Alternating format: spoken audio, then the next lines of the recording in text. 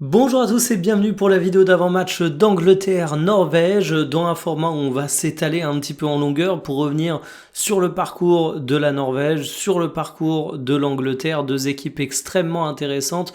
Deux équipes qui vont s'affronter avec un favori qui est clairement identifié, on va pas se le cacher.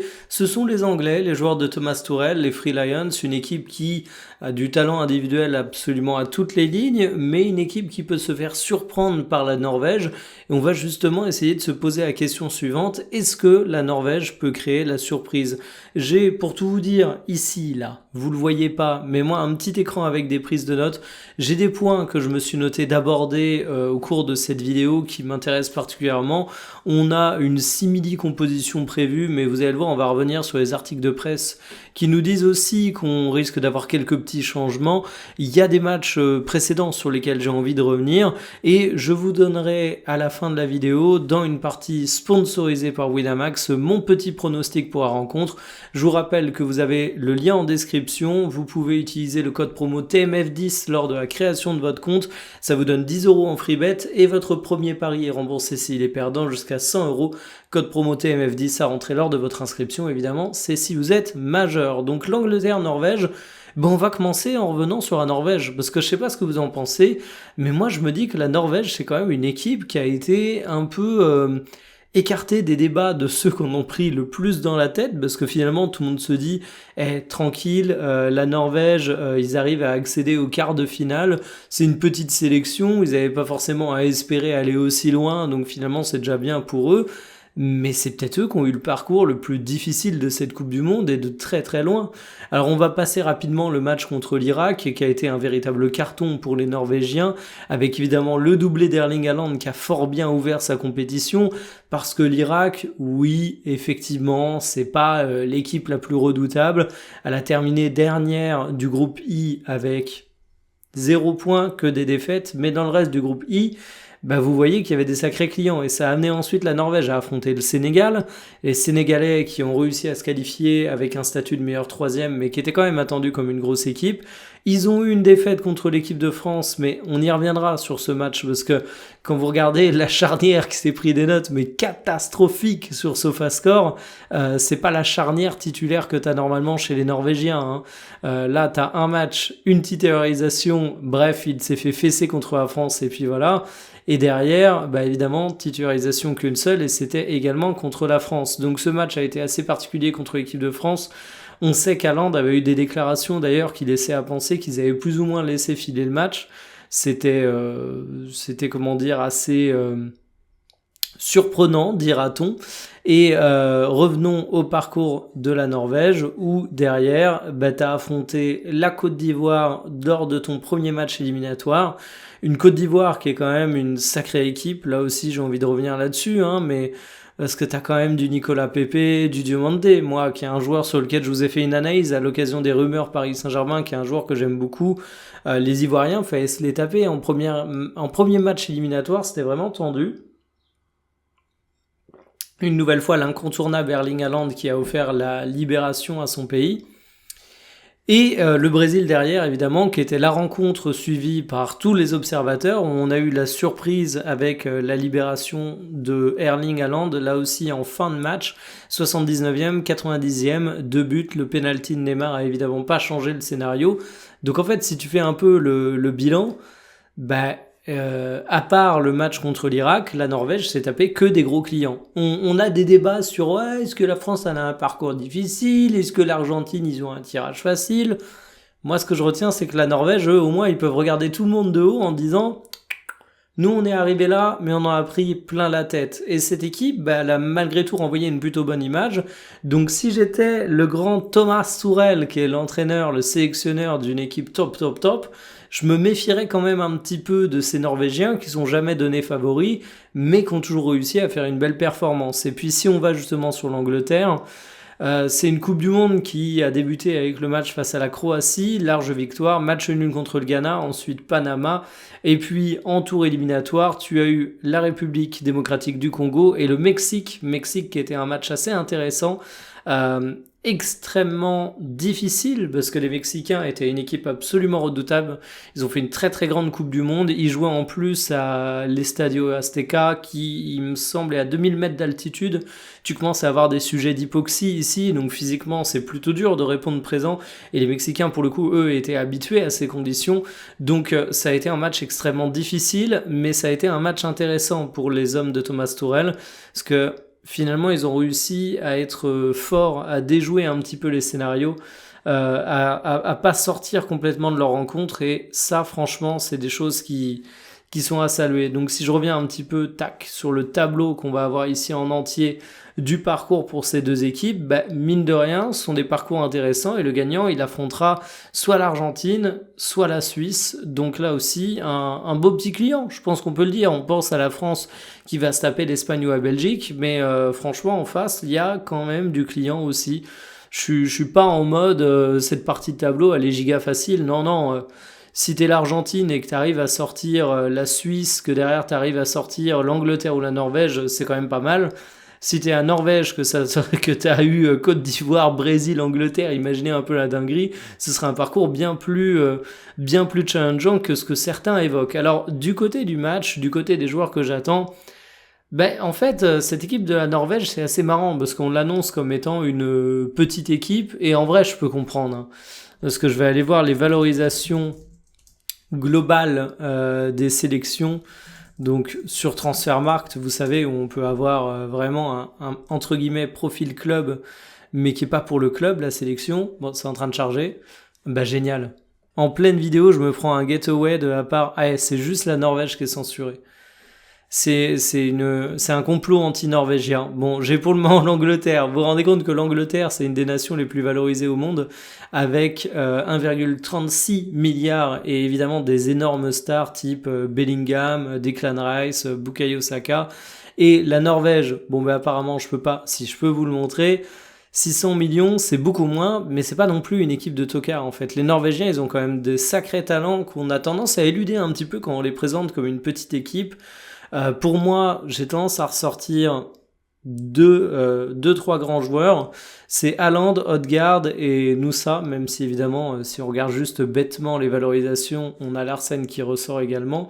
Et en fait, ce que j'aime bien avec cette Norvège, bah, c'est que si je vais reprendre leur précédent match contre le Brésil, par exemple, on va avoir du Haaland qui va mettre un doublé, on va avoir cette fois statistiquement d'autres joueurs qui autour ressortent moins bien, mais c'est pas que Haaland. Vraiment, j'insiste là-dessus.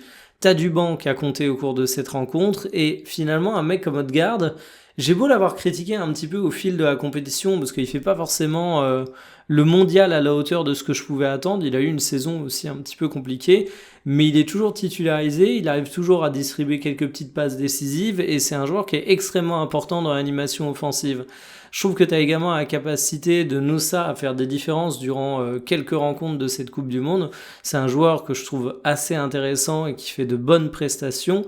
Et en fait, et d'ailleurs, un nombre de sprints, 14 par match, je sais pas si vous vous rendez compte de la dinguerie que c'est. Hein. Je crois que le joueur qui fait le plus de sprints et d'efforts en équipe de France, c'est Olysée. Si je dis pas de bêtises. Et Olysée, il en est à 11 sprints par match. 9 km parcourus en moyenne, je pense que là, on est à 11,5 pour Odegaard, 18 sprints pour Odegaard, c'est une équipe qui est incroyablement athlétique.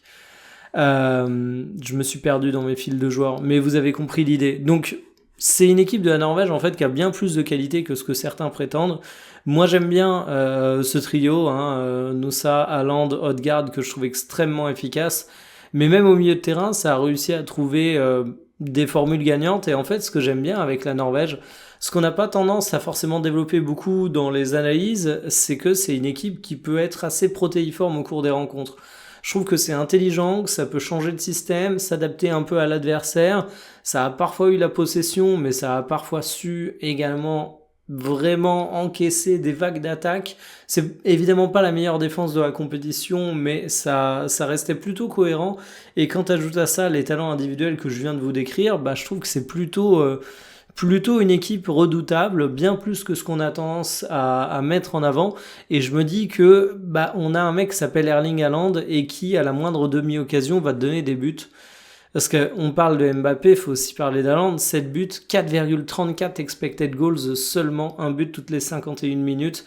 Il a un réalisme absolument clinique et ça fait partie de ces joueurs, et en plus il n'y a que 4 matchs, qui ont une capacité à tout mettre dedans durant une phase précise. Vous savez comment ça marche avec les attaquants, il y a cette fameuse phrase cliché qui dit que les buts c'est comme le ketchup, que des fois t'as rien et tout sort d'un coup, et Haaland en fait, il a vraiment ce mood en ce moment où il peut avoir une occasion de raccro un petit peu, il peut tirer pas de la manière la plus optimale, mais il va quand même te la mettre au fond. Et c'est un joueur que je trouve en réussite absolument exceptionnelle en ce moment, en plus de son talent qui fait que Haaland est Haaland, hein. Je crois que j'ai pas besoin de développer dessus.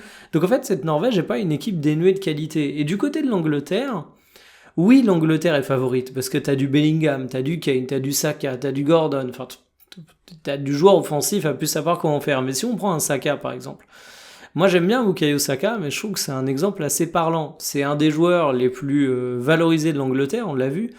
Si je trie comme ça en mettant les plus grosses valorisations, pendant que ça bug, moi, il suffit d'aller en bas. Vous voyez que Bukayo Saka est le troisième, juste derrière Declan Rice et Bellingham. Mais si je m'y retrouve un petit peu dans mes multiples onglets, je vais en virer quelques-uns. Bukayo Saka, au cours de cette Coupe du Monde, 5 matchs, 2 titularisations, 38 minutes par match en moyenne seulement, aucun but, 3 passes décisives. C'est pas un joueur qui a une contribution à la hauteur de son talent absolument phénoménal. Et je trouve que c'est assez parlant ça, ce phénomène pour l'Angleterre, c'est qu'en fait, oui, l'Angleterre a un potentiel intrinsèque qui est beaucoup plus grand que la Norvège, mais est-ce que l'Angleterre aujourd'hui produit un football à la hauteur des attentes? Je trouve pas. Si on se permet autant de s'enthousiasmer en France en disant regardez, c'est nous les Français, les grands méchants, bah c'est parce que il y a l'Espagne qu'encaisse aucun but, qui est une équipe très impressionnante, mais à part ça, l'Argentine, leur dernier match, ils ont quand même bien galéré.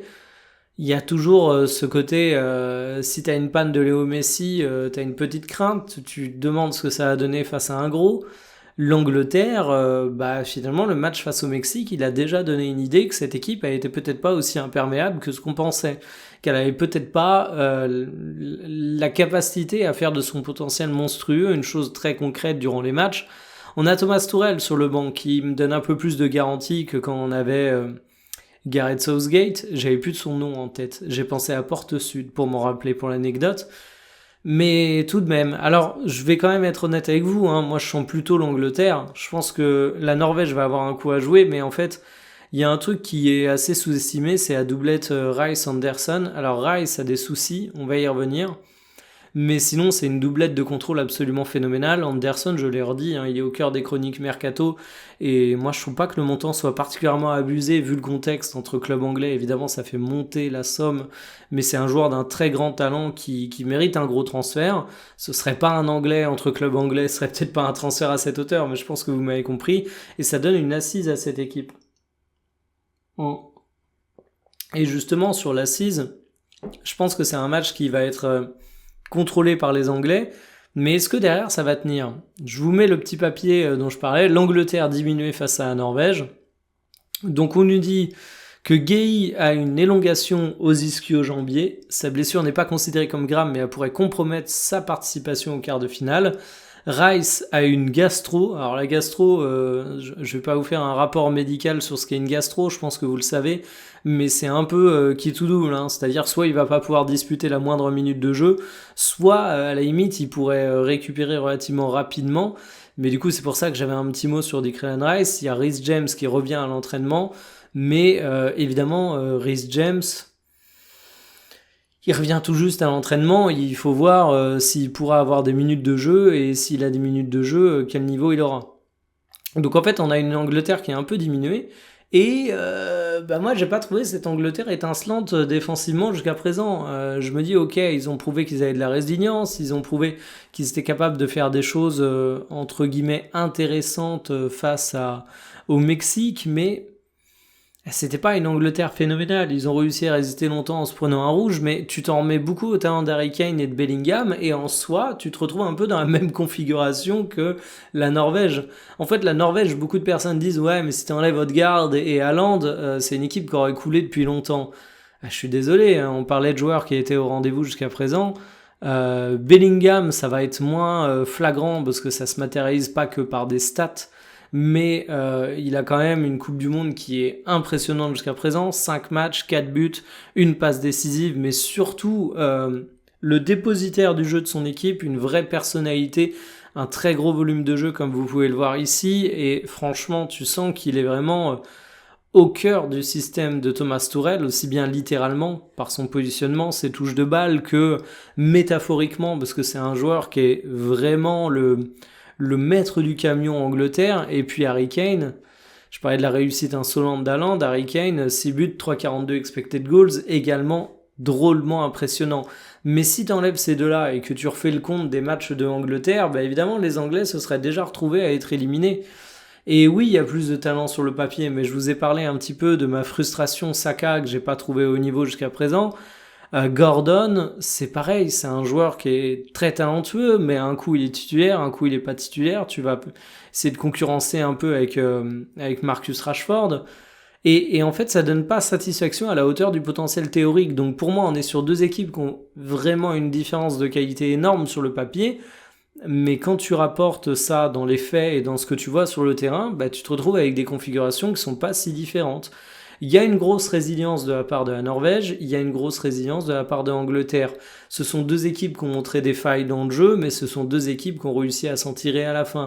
Ce sont deux équipes qui doivent se reposer sur une poignée de joueurs majeurs pour avoir des performances. Et le fait que l'Angleterre ait un plus gros potentiel, pour le moment, ça n'a pas été matérialisé de façon absolument majeure. Et la Norvège n'est pas là par hasard, ça je le redis. On peut se dire que les Anglais vont hisser leur niveau de jeu au fur et à mesure qu'on avance dans la compétition, c'est effectivement une possibilité, mais on peut pas dire non plus que les Norvégiens soient là par hasard et qu'ils ont eu les mêmes qualités que l'Angleterre, la résilience, le réalisme, les stars qui les portent, simplement parce qu'ils ont eu un parcours facile, parce que c'est pas le cas. Donc moi je suis pressé de voir comment va tourner le match. Je pense que ça va être un match où il va falloir voir ce que Nyland va faire, ce que la charnière centrale de la Norvège va faire. Vous allez me dire comme dans n'importe quelle rencontre, bien évidemment, mais ce que je veux dire par là, c'est que je pense qu'ils vont être beaucoup plus sollicités que la charnière anglaise. La différence étant que la charnière anglaise sera pas sollicitée, je pense, à travers une position territoriale extrêmement ambitieuse de la Norvège tout au long de la rencontre, mais peut-être avec 2 ou 3 interventions clés, mais vraiment qui sont extrêmement éprouvantes, où Haaland va avoir un très bon centre et où en fait ce sera un peu comme ce qu'on dit sur un match de gardien. Des fois t'as qu'un arrêt à faire, mais il faut le faire, sinon on va considérer que ton match est raté. Je vois un peu la même configuration pour les Anglais. Et en fait, si les Norvégiens arrivent à bien tenir derrière, est-ce que j'ai confiance en la fiabilité des défenseurs anglais pour absolument ne pas craquer quand Erling Haaland aura sa demi-occasion qu'il met systématiquement depuis le début de la Coupe du Monde? J'en suis pas si sûr que ça. Si tous les Anglais sont au niveau, ils leur donnent pas l'heure, évidemment. Mais c'est un peu comme ce que j'ai dit pour l'équipe de France. Pour l'équipe de France, on a battu le Maroc, on a été extrêmement impressionnant, on a fait passer le Maroc pour une équipe mid, alors que moi je le redis, le Maroc est une excellente équipe. Et on est à mon sens les favoris. Mais ce que je dis pour la France, c'est qu'il suffit pas d'être favori pour gagner. Il suffit même pas d'être la meilleure équipe pour gagner. À tout moment, tu vas te faire sanctionner sur un scénario un peu bête. Finalement, la France, durant une partie du match contre le Maroc, transformait pas ses occasions. T'as beau avoir 40 fois plus de tirs, si l'autre il a du réalisme et que toi t'en as pas, tu te fais sanctionner. Je me dis qu'on pourrait avoir un scénario un petit peu similaire à l'Angleterre, et je suis curieux de voir finalement si on va avoir un Bellingham qui restera toujours aussi en forme. C'est un peu comme Kylian Mbappé. Moi, j'avais peur qu'on soit dépendant au début de la Coupe du Monde, je vais encore revenir sur la France, mais de la prestation de très peu d'individualité, à savoir Olise et Mbappé. Je me disais, s'il y en a un qui rate un match, on est foutu. On a de l'évolution, on se rend compte qu'on a des grands joueurs qui peuvent se substituer, parce que par exemple, face au Maroc, je vais pas dire que Olise a fait un mauvais match. Ce serait évidemment faux, mais il n'a pas été aussi étincelant qu'à l'habitude. même s'il a une excellente note SofaScore. Il a eu une activité de dingue, mais il n'a pas été réaliste, et finalement, ses bonnes aspirations en termes de jeu n'ont pas forcément donné lieu à des décalages qui ont réussi à donner quelque chose. C'est pas le meilleur match d'Olysée, mais t'as eu Dembélé qui était bon, Kylian Mbappé qui était bon, Doué qui était bon, t'as la relève qui est assurée en équipe de France. Est-ce que ça, on l'a du côté de l'Angleterre? À mon goût, pas encore. Je pense que si t'as Kane qui rate son match et Bellingham qui rate son match, bah ça va être extrêmement tendu. Donc je vous propose, maintenant que vous avez mon avis un petit peu développé, de passer à la partie pronostic. Encore une fois, sponsorisé par Winamax. Encore une fois, si vous avez envie de vous lancer, il y a le code promo TMF10 à entrer lors de votre inscription. Le lien en description, ça vous donne 10 € en free bet et votre premier pari est remboursé s'il est perdant jusqu'à 100 €. Évidemment, c'est que pour les majeurs. La Norvège est l'outsider avec une cote à 3,95. L'Angleterre est devant à 1,86. Mais vous voyez qu'en termes de choix des parieurs, on est assez équilibré et je trouve la cote pas si dingue pour la Norvège. Sur les my match les plus joués, ça me fait rire, on a Kane et Haaland, les deux qui marquent pour 3,85. Norvège et Haaland pour 4,20. Ça c'est si tu sens la Norvège, parce que de toute façon je vois mal la Norvège gagner sans un but d'Haaland. Et moi il y a un truc qui me faisait de l'œil, mais je vais vous le dire, c'est pas là-dessus que je vais aller, parce que finalement je le trouve pas hyper intéressant. C'était la double chance buteur Kane ou Haaland à 1,29. Alors ça se tente, parce que c'est très probable qu'un des deux marque, mais 1,29 je trouvais ça un peu faible, et limite je préférais avoir l'amour du risque et avancer sur un truc un peu plus simple, type juste Haaland buteur par exemple. Mais parce qu'il est quand même à 2,20, tenons-le pour dit. Mais justement, moi je vais avancer là-dessus. Je vais être honnête avec vous, j'ai une grande indécision. J'ai une grande indécision concernant le résultat du match, parce que vous l'avez compris, pour moi, si l'Angleterre est clairement le favori sur le papier, bah c'est vraiment le genre de cas où je me dis, c'est un peigne pour un chauve, c'est un pansement sur une jambe de bois, ça te fait une belle jambe quoi d'être le favori. Mais au final, je suis pas si sûr que ça de l'Angleterre. Je trouve que c'est pas une cote qui est absolument délirante pour son statut de favori, mais qui peut être très challengé. Donc j'ai davantage envie de sentir un Erling Haaland, parce que quelque chose me dit que le cyborg va répondre présent. Alors peut-être que ça fera un 2-1 pour l'Angleterre, qu'on aura un but d'Haaland, mais c'est le genre de scénario que j'imagine relativement aisément. En tout cas, moi, je vais pas vous le cacher, je vais donner mon biais de supporter. Je supporte évidemment ni la Norvège ni l'Angleterre, je ne supporte que l'équipe de France, mais ma petite préférence, ça va quand même du côté des Norvégiens. Il y a le côté petite nation, et moi j'aime bien les outsiders comme beaucoup d'entre nous. Il y a le côté petit pays qui fait un parcours historique et qui est évidemment sympathique. Il y a le côté légende d'Erling Haaland aussi qui joue de mon côté, parce que je considère que c'est un joueur légendaire, mais que c'est un joueur qui n'aura pas non plus 4 millions d'occasions en sélection, qu'on n'a pas eu 4 millions jusqu'à présent.